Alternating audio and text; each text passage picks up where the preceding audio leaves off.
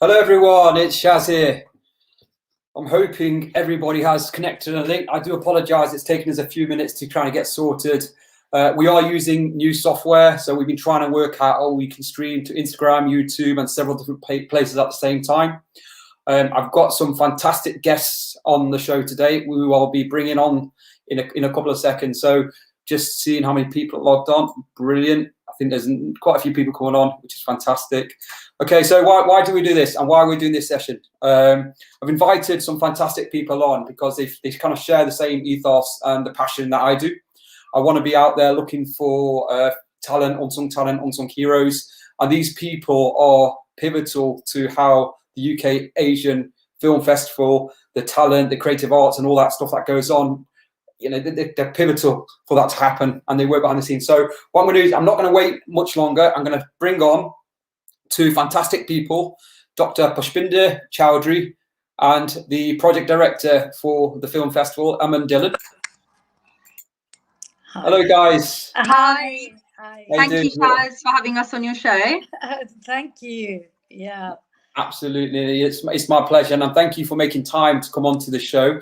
This has only been running for 5 or 6 different. We've only done 5 or 6, so you're pretty new, and we're still learning as we're going through. But we appreciate you making time to come on the show. We're gonna go into it straight away, Pushpinder, and I'm going to start. I'm going to keep it quite simple, and I want to know a little bit more about what the UK Asian Festival is. How did it come about, and where it all started? So, Pushpinder, to you. So it goes back to 23 years ago. Wow. This is going to be our 23rd segment this year. So we are talking about a long time ago when we thought, although there were Bollywood films around, the films beyond Bollywood needed to have platform. Independent cinema, films made by women, and it started its life as London Asian Women's Film Festival. Right, is that how it started? This was to give platform to filmmakers who were showing women-orientated films, making women-orientated films, and women who were making amazing films, and they weren't coming to the cinemas. So that's how the life started. Our first event was at the British Film Institute, and we were supported. But since then, we have reinvented ourselves as more generic, more feminist film festival, and UK-wide. Amazing. And you Dr. Pushpinder, by making life, and this festival isn't the only thing that you do, is it? Well, in my other life, I'm a doctor in psychotherapy, but I feel that there is a link in telling our stories is a therapeutic for mental health. Absolutely. So making films and screening films that tell our stories is looking at films beyond entertainment. So for us, it's important that we not only tell our stories, but talk about it and find a good platform to screen these films. Yeah, no, absolutely, and I assume it's been quite difficult with everything going around COVID-19 at the moment. But we're going to come on to that in a few minutes. And I've got a few questions for you, and hopefully I'm not going to shock you any surprise questions. So yeah, so just sticking on the history a little bit. So UK Asian Film Festival, the tie-in with Tongues on Fire and the UCAF, and how does that all tie together? And how did that come about? Yeah. Okay, so Tongues on Fire is the company that's not-for-profit company registered. Yeah. And one of the events they produce is the main event they produce is UK Asian Film Festival. Right. Apart from that, we run year-round screenings, workshops, talks, other groups. Since COVID, we had started a group with Film Walas where we talk about films. So there's year-round activity with cinemas, but the Tongues on Fire is the company. Not-for-profit company. I totally understand, and I thought I'd create that link because I've been asked that question: what's the link between it? And it's absolutely, it doesn't matter really, to be honest with you. And the reality is you're out there kind of promoting and building a platform for people to come out there. So you're following around the UK. This is UK Asian film. Do you go around the world? Does this get streamed around the world? And can people outside the UK be involved in what you're doing? Or is it very, very focused on the UK? No, it's very for UK. The platform to screen films is seen only in UK, but the content comes from South Asian around the world. We source our content from India, Pakistan, diaspora Asians living in Australia, America, Mauritius, anywhere. So it's the stories that they're telling, diaspora Asians telling their stories. But our screenings are limited to the UK screening. Cities only. Yeah. Wow, that's amazing. And take me back now. So say 23 years ago, I assume you were there right in the beginning, 23 years ago. I mean, and then to now, I'll actually say 2019. Was it 2019 the last one that you did? How much has the film festival changed in that time? It has reinvented itself every 2-3 years. To keep going, we have to apply for funding every year. So we need to kind of make a case for ourselves. But more importantly, we are connecting with more and more diverse communities. So we are bringing in not only contents from different countries, but also looking at issues. So as I said, it started as a women's film festival. Now we are very much a feminist film festival, which is all inclusive of diversity within the sexes, as well as more language-based films, and any film that can emotionally connects with the South Asian emotions, we would actually consider it. So it's the stories that we connect with. I mean, my understanding it's bigger than just film, though, isn't it? I mean, there's more creative stuff that happens. These festivals aren't just about the film. There's loads of other stuff that come. I'll tell you what I'm going to do. I'm going to tell you what I'm going to do before you go into it, right? I'm going to play something back right now so people can kind of get an idea of what it is. So let me just play something for a second, and then we'll come straight into it. This is a clip I've downloaded, and I was watching it, and I thought, you know what? It kind of gives you a vibe of what it's like. So I'll play it now, and then we'll come straight into it. Okay.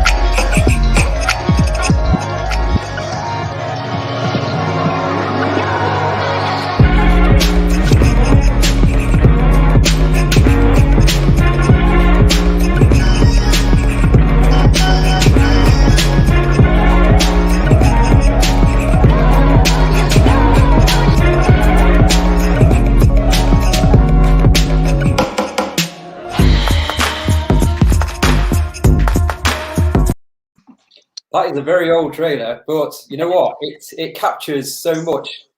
I watched that and I watched it again, and I thought the vibrancy, the colours, the the culture, it all comes out. So there's a lot more to just film that I'm seeing from there, and that's the point I was making. So everything that goes up to make a film, this is all the art, that the songs, the music, the drama, script writing. So what we also provide platform for is people can talk about, attend our workshops on filmmaking, film critiquing, meet the directors to talk where they talk about their craft. Yeah. So it's beyond just watching the film. It's how we enjoy. It's to enhance your enjoyment watching a film, and also learning a skill that goes to make a film. Everything. People don't actually realize, not only is a lot in the script of the film, what actually we see is in the edit, and then what kind of music that's added to it, which enhances our senses in enjoying that film. So we talk about the skills, and we teach, and we run workshops, and we talk about the craft of and the skill of making films. So how I mean, we're going to come on to how we do it now. I mean, with the way COVID's, how do people get involved, and how are you running those workshops now with COVID? And then maybe that's one, Aman. I mean, I don't know, Aman, is that a question to you, maybe? First of all, I just wanted to say thank you to Shaz as well. I mean, setting this up, and the title of Unsung Heroes, I think it really resonates with the work that we do. It's very much beyond Bollywood, and a lot of the filmmakers that we work with have low budgets. They're very independent filmmakers. They're not necessarily filmmakers that everybody has heard of or knows about. And it's really providing a platform for them, for emerging talent and artists, and also learning opportunities as well for people that want to get involved with filmmaking and the related arts. So thank you so much. And, it's a fantastic platform to push that. But going back to your question, so just about COVID, I mean, our festival, just to give you a bit of a background over the last year, we actually have done so much. And, we're so thankful that even with the pandemic, we have been able to continue to stay quite engaged with our audiences and with our artists, filmmakers as well. So our festival was actually cancelled last year. So we went into the first lockdown literally days before our festival was due to start. So having to, we've obviously put in so much work, and it was cancelled days before. We did actually move a lot of the content online, so we were able to continue to support filmmakers by hosting online Q&As, online screenings, and where filmmakers were their films were on other OTT platforms, we were able to help publicise and promote those. Right. We did actually continue. I think a few of the key things we kind of realised was that it was important to keep engaged with, as I mentioned, with artists and filmmakers. One of the key elements being to talk about mental health. And how the pandemic actually affected and impacted the mental health of, artists, but also how the arts industry kind of keeps everybody else going, and the importance of artists as well. So we actually set up a talking therapy advice service, so a counselling service led by Pushpinder, and so that was a service that artists could access South Asian artists predominantly in the UK, where they would get free counselling sessions. So they had free 6 counselling sessions, and then we offered, to put them in touch with other organisations that they could benefit from. Right. We had an online Antakshari, an online Bollywood quiz weekly. We did drive-in screenings with. Hold on. Did you say online Antakshari? Yeah, we did. Do you want to explain what that is to the people listening? Because I've got no idea what it is. I assume it's song. I remember something years ago I watched on ZTV or Speed. I don't know what it was. But yeah, do you want to explain it? Yeah, so so it was led by Samir Bamra, who is our very talented creative director based in the Midlands. He's also a producer at the Belgrade Theatre, and him and his partner set up these online weekly sing-alongs, and it was with Antakshari, it's basically you sing a song and then the last letter of that song, the next person sings a song starting with that letter. So it's kind of like they had 2 teams divided, and then anyone from that team could sing a Bollywood. It was usually Bollywood song, so a South Asian song starting with the last letter of the song previously. So it's like a competition. And it was just a lot of fun. And then one of our volunteers actually carried that on, and he still actually hosts online weekly sessions. So that was really great. And, and I think we had some fantastic feedback from everyone that attended, that it was very uplifting. It really helped them, where they were feeling quite low and where the pandemic really was impacting their well-being, that these sing-along sessions really helped them. They did feel that they were still interacting with others, although that was online. So that was fantastic. And then we had drive-in screenings with the Bollywood company and Nalika. And we had 4 of those. So we screened Zindagi Na Milegi Dobara and Ram Leela. So we had 2 screenings of both. What were these drive-through cinema type screenings like? What was it like? Yeah, the drive-ins were fantastic. So we partnered with a fantastic team. People were able to all socially distance, and at a time of a pandemic, I think we were quite quick to think on our feet and collaborate with such fantastic teams and people that were able to put this together. So we were able to socially distance people in cars. Food and things were brought to them. Amazing. And they were able to enjoy an immersive experience from their cars. And the Bollywood dance company, the Bollywood company had dancers, stationed socially distanced, and they did live outside performances as well. So it was fantastic, and I think it was really. Let me try and bring it to life for everybody. Give me 1 second. I'm putting hold again. I was prepared. Okay. So let me see if this is right. Let me just go. Say my name, if you love me, let me hear you. Say my name, if you love me, let me hear you. Say my name, I am dying to believe you.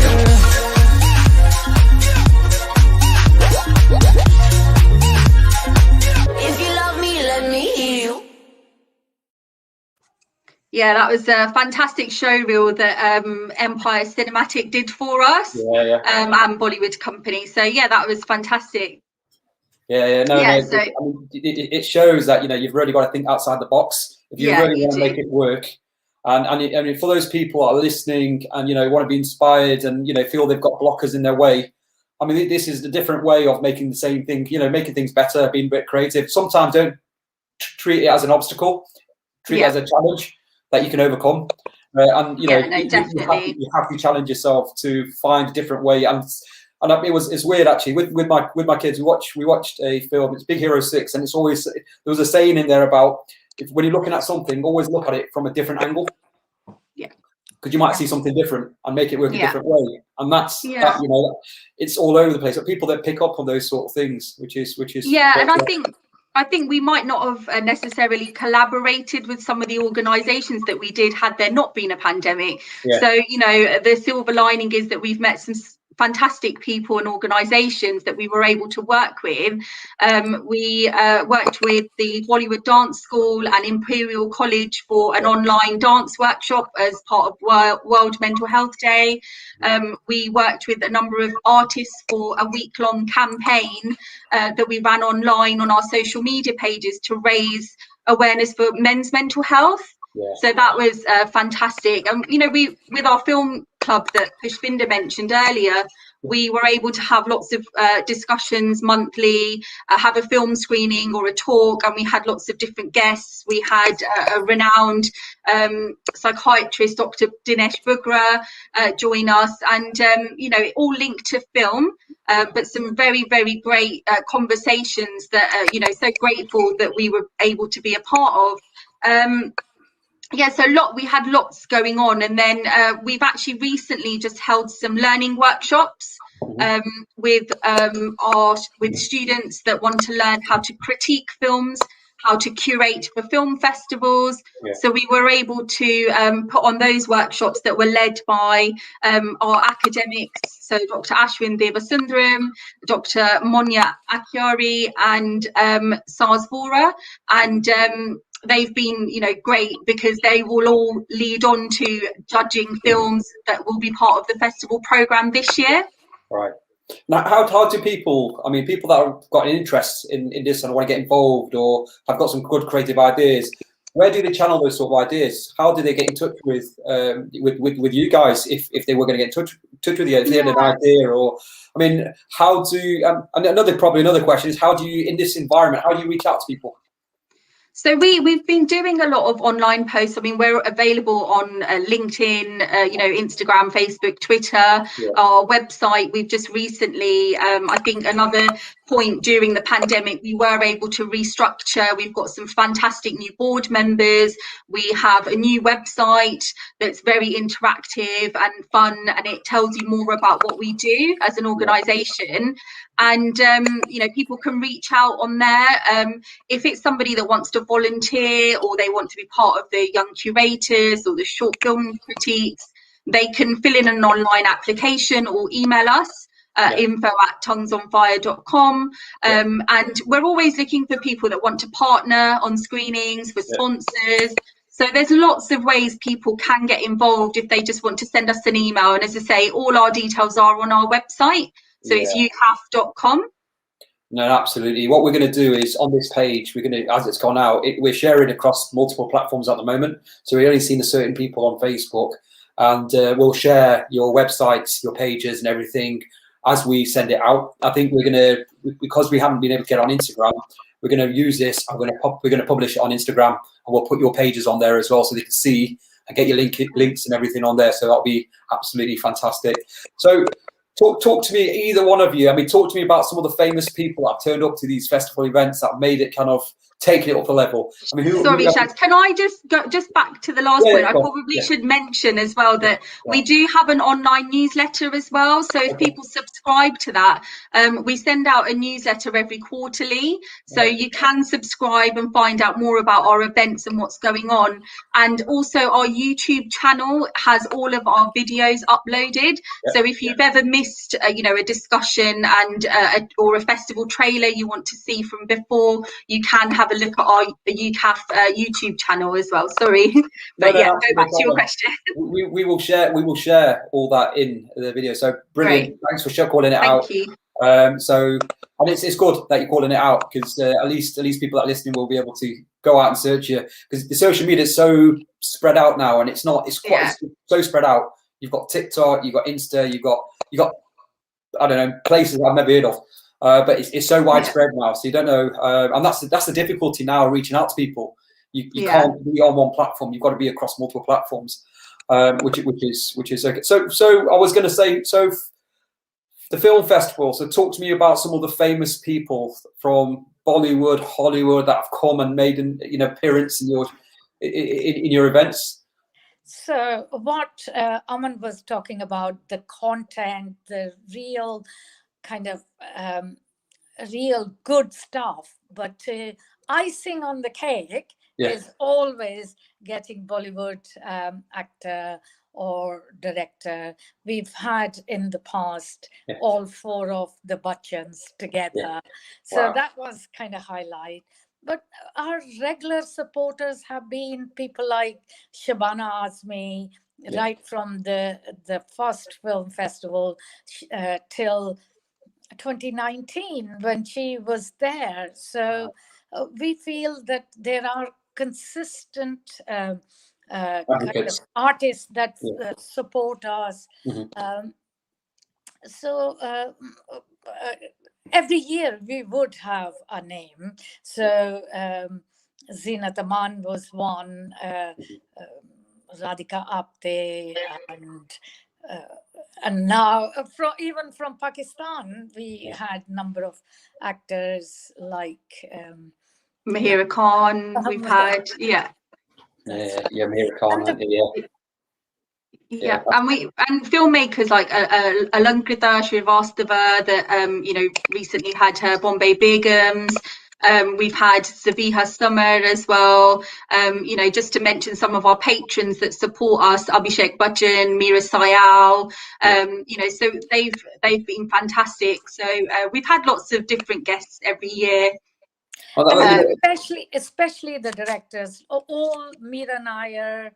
And Aparna Sen, Deepa Mehta, they all over the years, Gurinder Chadha, so they have been our guests over the years. These are the cream of the crop, right? These are the directors, the main director, the films that you see in the big Bollywood highlight, the mainstream. These are the people that are involved in the mainstream that come and supported. And when you say the Bachchans, if nobody knows who the Bachchans are, they probably should just disconnect and disappear right now. To have them advocating and even coming to your event is a massive. I mean, it demonstrates how big and how important. I'd say big, but how important your event is.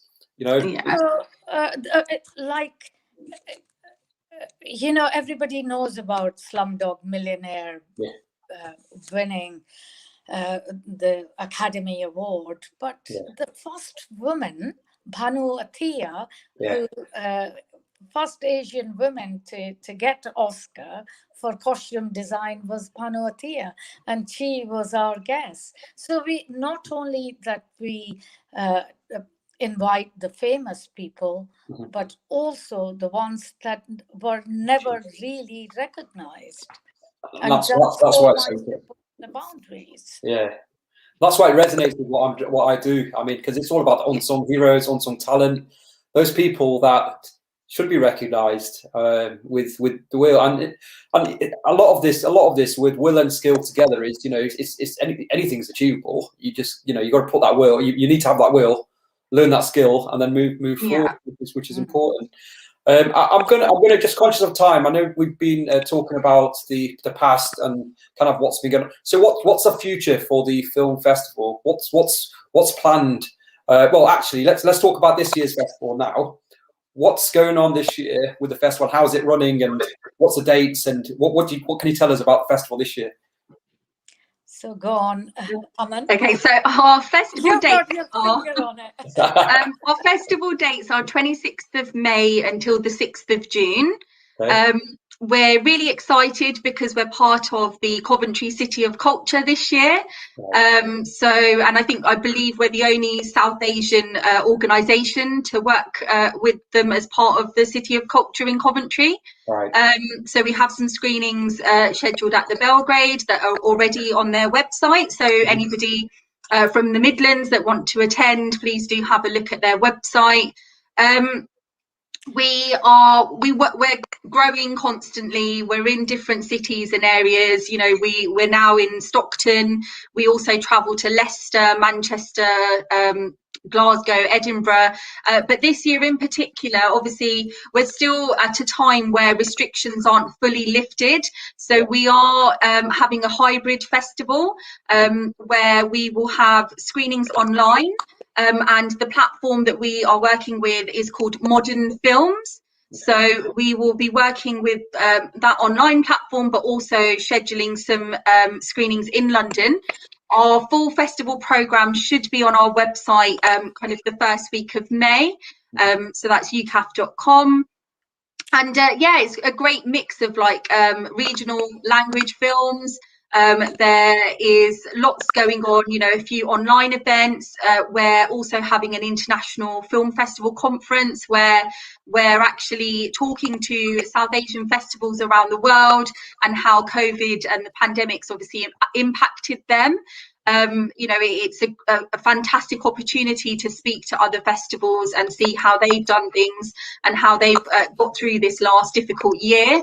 Yeah, I mean, Pushpinder, do you want to add anything? Yeah, I just want to say the theme of the festival is Ray of Hope. So it's very upbeat, it's very fun, and we are celebrating Satyajit Ray's 100th birth anniversary, which we want to emphasize the fact that his stories and the way he portrayed positively the image of women on screen is something that needs to be revisited.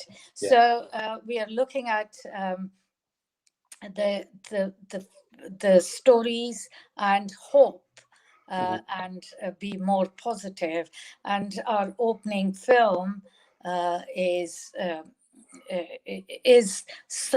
younger director who was, his name is Gautam Ghosh, who has been influenced by Satyajit Ray's work.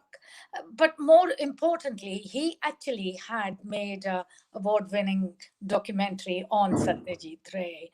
So we've got some interesting events like Antakshari that we were talking earlier, but only is going to be music workshop and sing along.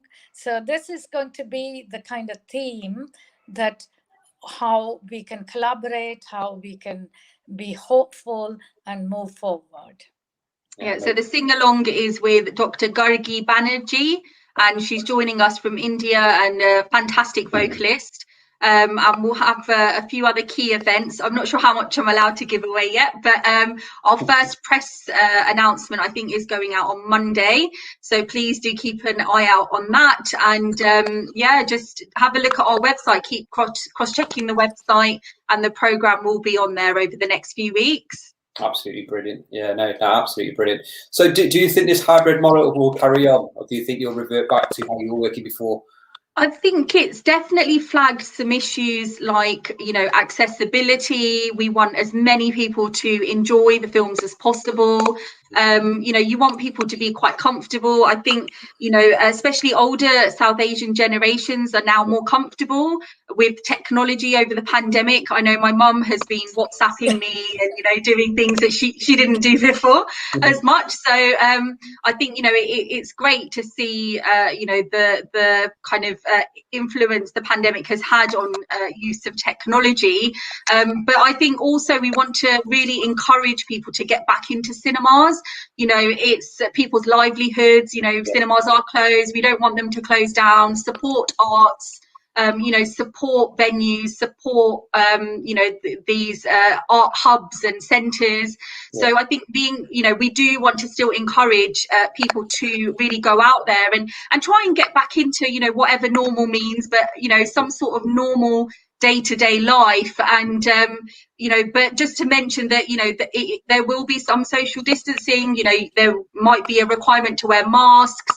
Our screenings, they won't be at full capacity. Yeah, but I think more importantly, that probably going to be running to half capacity.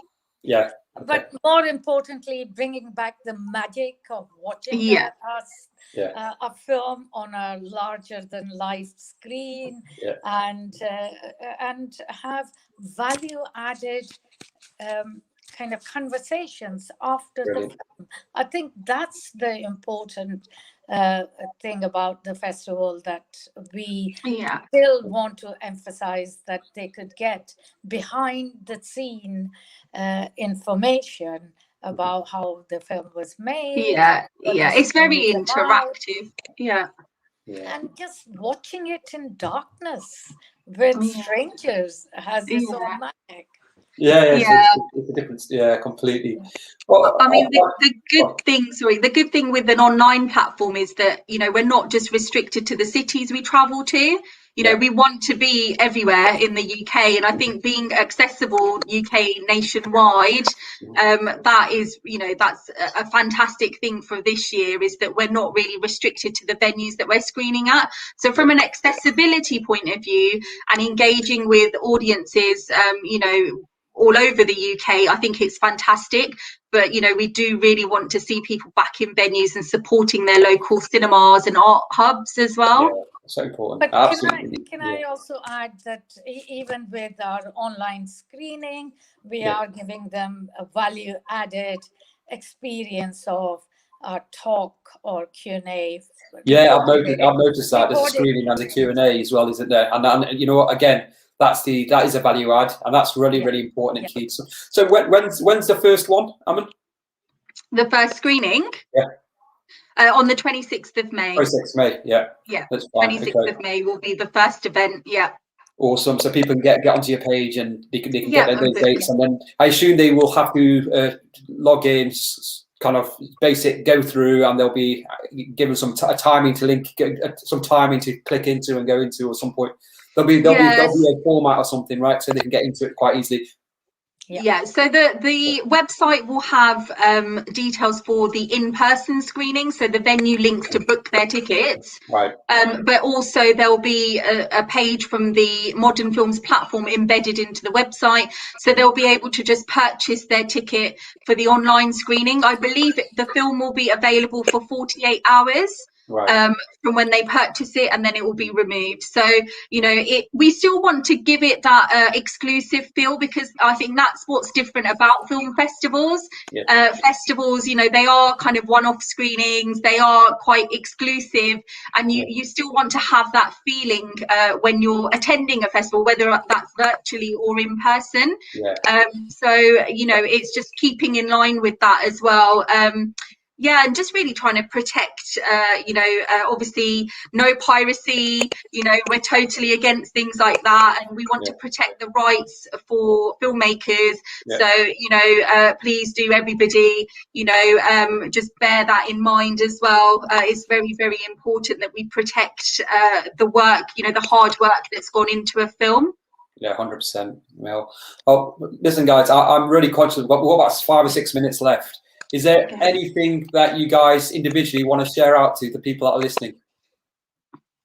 I think we've covered everything. Please just come to the festival. You know, please come and support us.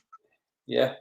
Okay, guys. Well, something that's really unique, and it's really good cinema experience that we are offering. And if you're a young person and want to get involved in learning the skills, then do come to our festival. 100%. Films is such an important medium to really to put on a message, deliver a message to the masses. And, you know, it might be an organisation that thinks actually we're not anything to do with arts. You know, they might be a charity organisation or a business, but actually they might have a message that resonates with one of the films that we're screening. And, you know, we really want to work with people that have that like-minded approach. So, you know, get in touch. We'll find a way to work together. Yeah, no, exactly. And you're partnering up with different organisations, and there's loads going on in your world. And all I can say is, you know, well done and congratulations to what you've achieved so far. Because, I mean, in the environment that we're living in, and to still operate and organise is a massive logistic nightmare, I'd call it. But to get it all organised in a format very quickly and assume how people are going to adapt to it is very, very, you know, it's a tough gig. It's not simple. It's not straightforward. And there's a lot of thinking. I know that goes behind it. I'm a program, you know, I'm in the program world running transformation programs. I know how complicated things can go, straight from concept to organization to the budgets to getting people on at the right time. You know what? So respect to all of you guys, and we will share what we can share and support you from our perspective to make sure you get as much exposure as we can give you. And I just want to say thank you very much for both of you for taking time out and coming to talk to me on Chai with Shaz. Thank you. Thanks, Shaz. Thank Yeah, you And we so wish you much. all the best as well. You know, fantastic to see some amazing guests on your show. we're going to keep going. And whilst you're on, I mean, the next guest is a Canadian South Asian comedian, a female. So she is. I'm speaking to her, and hopefully she will be my next guest. And she's agreed to perform live on Chai with Shaz Wow. in a comedy act. Amazing. So we're just going to work through it, and hopefully she will be my next guest. She's called Simi, and she's from Canada, and we're going to start sharing some of her content over the next couple of weeks. Well, I'm hoping if I can get her on next week, it'll be brilliant. If not, it'll be the week after. But yeah, I'm looking forward to having Simi on the show. So and we'll keep finding unsung talent, unsung heroes, people out there that've got a talent that they've got an opportunity to share, and they've got a story. And that's the key thing for me, right? It's about, okay, some people have had it on a plate and it's real, right? But when you've come from humble backgrounds, when you've not had it on a plate and you've had to work for it, that's important to me. And I want to make sure those people have got the opportunity to they probably never had the privileges, and it's about privilege. And I want to make sure they've got a platform to share their story and reach out to people like yourself. Because once they're on here and they're talented, and maybe there is a home or somewhere that you can support them on.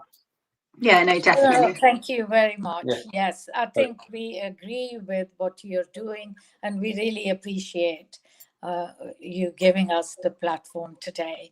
But Brilliant. all the best. Yeah. Thank you. Thank you, Thank you very much for your time. Okay, I'm just going to say bye to everybody, and everybody, thank you very much for watching. Please do support the festival, support Aman, Dr. Pushpinder. They are looking for talent, and I think the festival will be, it's a hybrid festival, and it will be absolutely brilliant. We will put the links on, we'll share this out, and please share this page, as I say, and get your families involved. This is this is for everybody, not just for us. Thanks for watching, everybody.